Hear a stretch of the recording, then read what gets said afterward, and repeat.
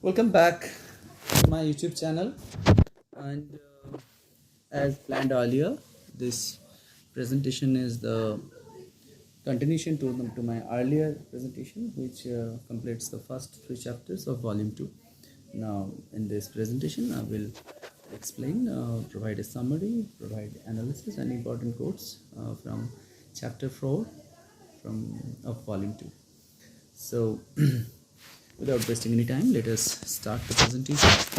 Uh, here's the first important line of chapter 4. It is said by Elizabeth Bennet, and it is about Mr. Wickham. You can check this one.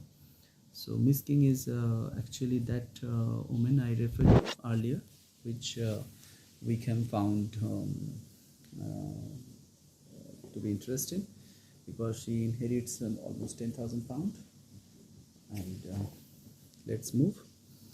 So summary is here. Sir William Lucas, his youngest daughter, and Elizabeth go to visit Charlotte, stopping along the way in London to check up on Jane. Now let me tell you something about Sir William Lucas. Charlotte is not the only child of Sir William Lucas. Charlotte Lucas has some sisters also and a brother also. The exact figure is not clear, but yes, she belongs to a big family. Now you may not find anything about this in the character mapping, because those characters are not important. So William Lucas, his youngest daughter Elizabeth, they visit to Charlotte, and on their way to visiting Charlotte, they meet Jane. But if you watch the movie there, you won't find this character, this youngest daughter, of Sir William, because it is not mentioned. Speaking privately with Elizabeth, Mrs. Gardiner confirms that Jane feels dejected. Yeah, because the behavior of Caroline earlier in my earlier presentation, it is clearly shown that she is cold in her attitude. So Mrs. Gardiner confirms that Jane feels dejected, but she thinks that Jane has finally given up the illusion of Caroline's friendship. So Jane tried very hard to have a good relationship with Caroline, but she finally realizes that it is not possible. Then Mrs. Gardiner also consoles Elizabeth about losing Wickham. Now, though Elizabeth is behaving in such a way that she do not have any feelings or anything like that. Yes, she might have some, but people around her, they consider that Jane might have lost it. She considers a shift in attention to a suddenly rich woman to be quite self-serving. Now, earlier the reference is made here, Miss King, whom Wickham found to be interesting. But Elizabeth defends Wickham. Now, this is strange. Elizabeth defends Wickham. Now, this is the beauty of the villainous character. They often present themselves in disguise in such a way that even good people consider them to be very honest, and they often defend character like Wickham without realizing their real intention, reminding her that she had once advised Elizabeth to think about money when marrying. Mrs. Gardiner later invites Elizabeth to join her and Mr. Garden on a summer tour of Derbyshire and the Lake Country. Elizabeth is delighted to accept. Yeah, they plan for a tour to Derbyshire. Elizabeth accepted. Okay. All the major characters in the novel grow change after her experiences in London. Jane starts to admit that people can have cruel and deceitful intention. Yes, earlier Jane was so innocent that she didn't consider this option also, that people might be cruel and deceitful intention might have. She didn't realize that one earlier, but now she realizes. Apparently, it's okay, even necessary to marry for money, but not okay to make it obvious. Elizabeth points out the contradiction in what is considered socially unacceptable behavior. So next chapter, chapter 5, I like her, Angie Borrow, appearance. This is the daughter of Lady Catherine de Borrow. Said Elizabeth struck with other ideas. She looked sickly and cross. This was actually mentioned earlier also. about her appearance. I guess it's by Mr. Collins. She will do for him, Mr. Darcy, very well. She will make him a very proper wife. Elizabeth Bennet says this. Okay. Now let's move to um, the analysis of chapter 4. Um,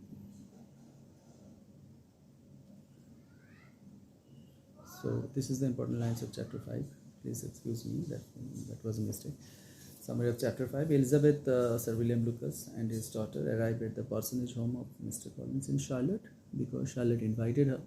Mr. Collins soon gives them a tour, taking pains to show off every architectural feature, garden view, piece of furniture in the house. So he is keen to show Elizabeth that what you have missed, you didn't accept my proposal.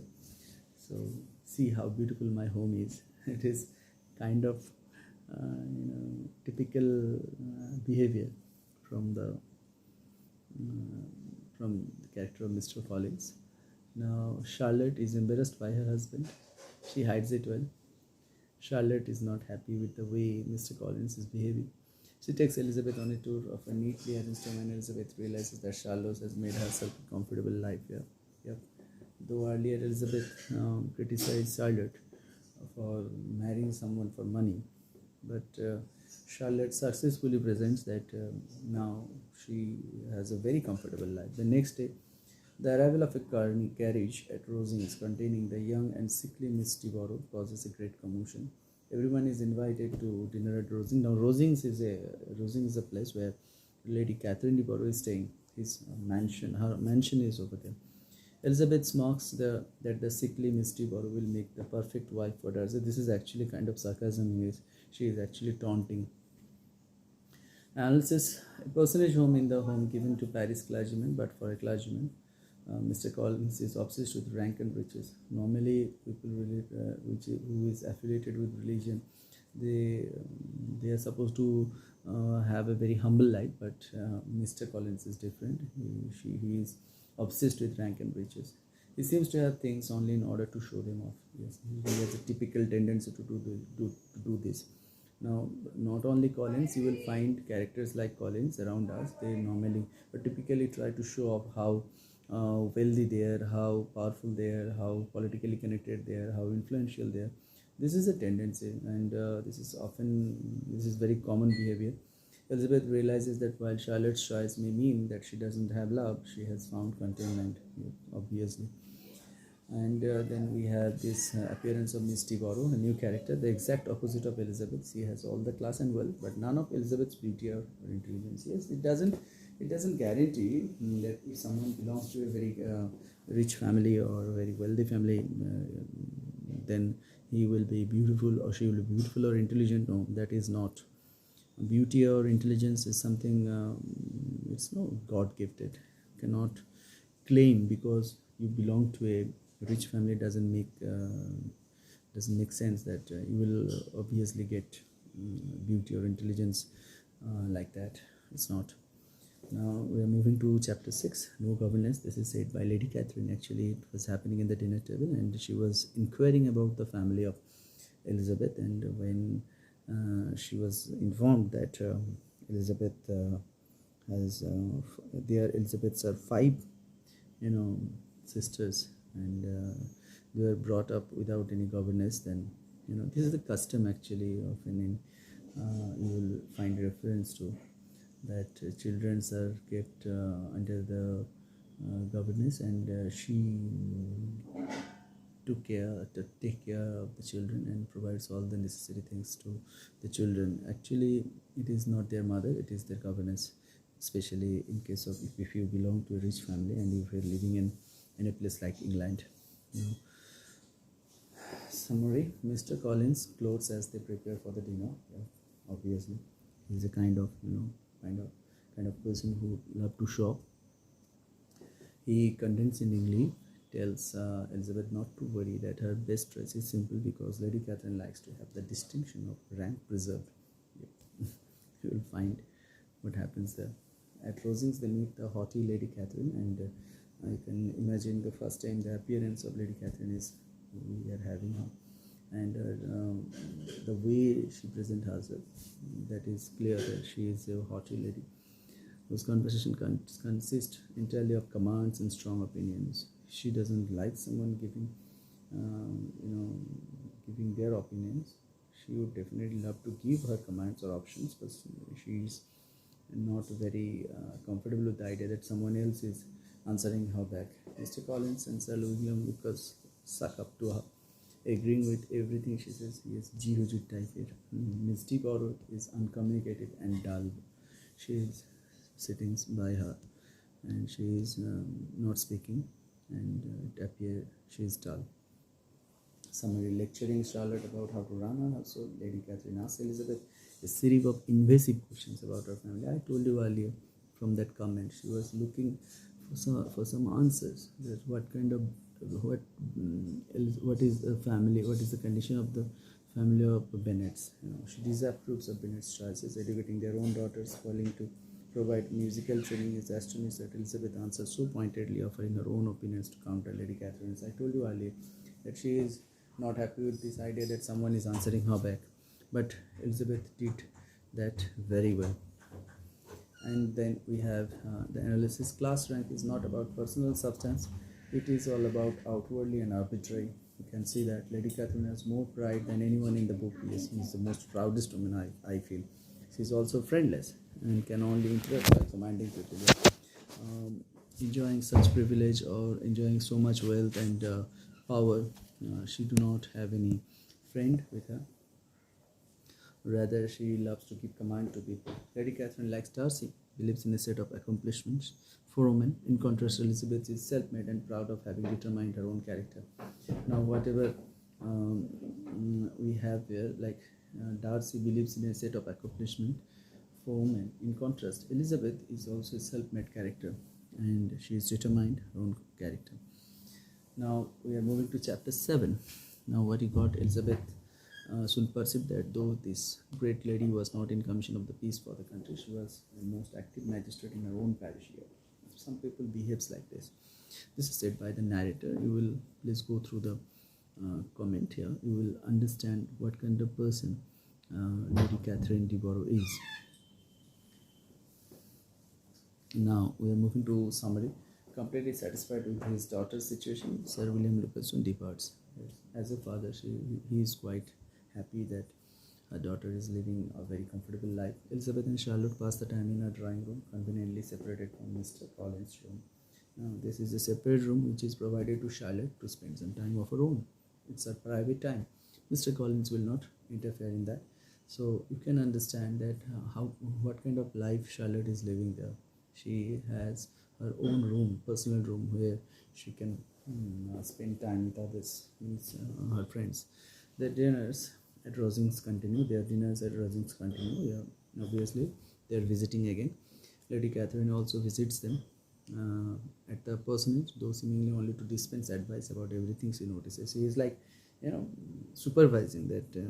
She has provided some, accommodation for Mr. Collins, so she was actually looking for it, whether the things are properly or not, and she passes a comment to if you find anything in out of order. Now,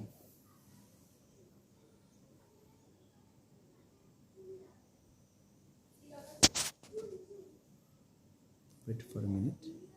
Yeah, yes, there's a problem we have here. Lady Catherine has arranged a visit from her nephews Darcy. Now, Fitzwilliam Darcy is back again, and Colonel Fitzwilliam, his friend and his cousin. Upon their arrival, Mr. Collins brings them home for a visit. Darcy meets Elizabeth with usual reserved conversation inspires. Darcy seems uncomfortable when Elizabeth asks if he ever sees Jane in London, but the moment passes.